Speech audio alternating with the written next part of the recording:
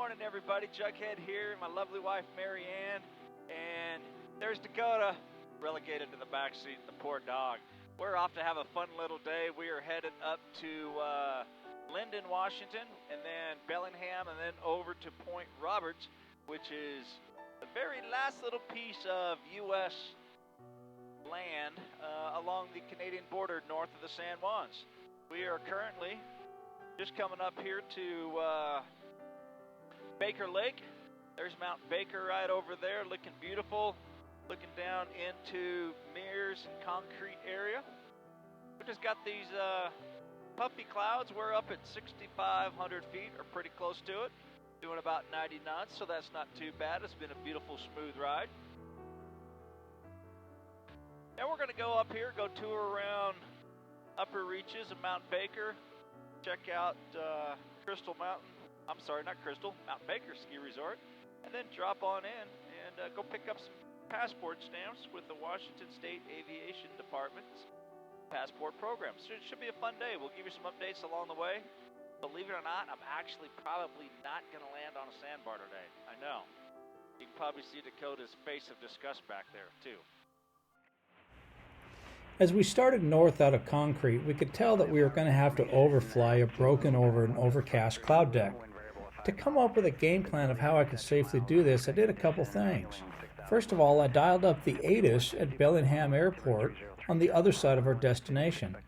That let me know whether I was going to have the ability to easily and safely get down through what was going to hopefully be a broken deck, or if it was going to be solid overcast, I was going to have to come up with a new plan. Also, I was studying the weather as we were approaching the mountain areas, noticing several breaks in the undercast below me, and I studied very carefully the landing spots that I could go to if I had a malfunction with the engine. I also was paying very close attention to where I was on my sectional chart and keeping track of valleys and low terrain, headings that I could fly to get down into those valleys in a worst case situation. As I got up to Mount Shuksan and over by Mount Baker, I knew where the parking lots for the ski resorts were. I could see them for quite often down through the breaks in the clouds, and when they weren't visible to me, I knew what clock direction they were and how far they were from me in miles. At the altitudes that we were flying, I knew I had plenty of excess altitude to be able to safely maneuver under VMC conditions down to those emergency landing areas. That's what allowed me to feel comfortable flying over this rugged terrain in a single-engine airplane with the cloud decks as you saw in this video today. Hopefully that's something useful that other people can take advantage of. One of the cool things about the fall here is the beautiful colors. We're spiraling down or amongst the clouds over this clearing. Check out these colors below us.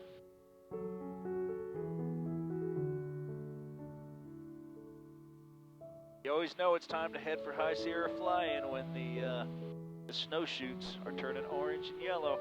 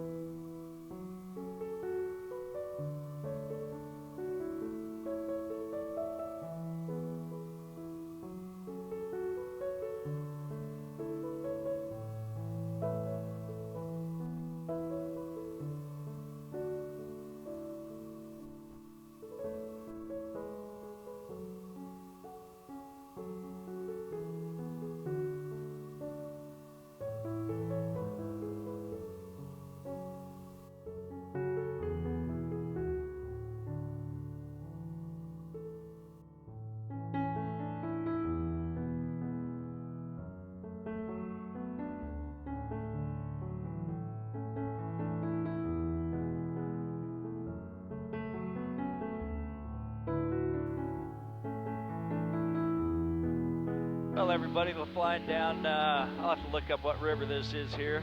Lots of big sandbars. But even from altitude, 1,500 feet above it, I can see lots of rocks. And if you can make out the rocks from up here, they're way too big to be landing on. You see somebody in a nice raft down there, probably doing some steelhead or salmon fishing.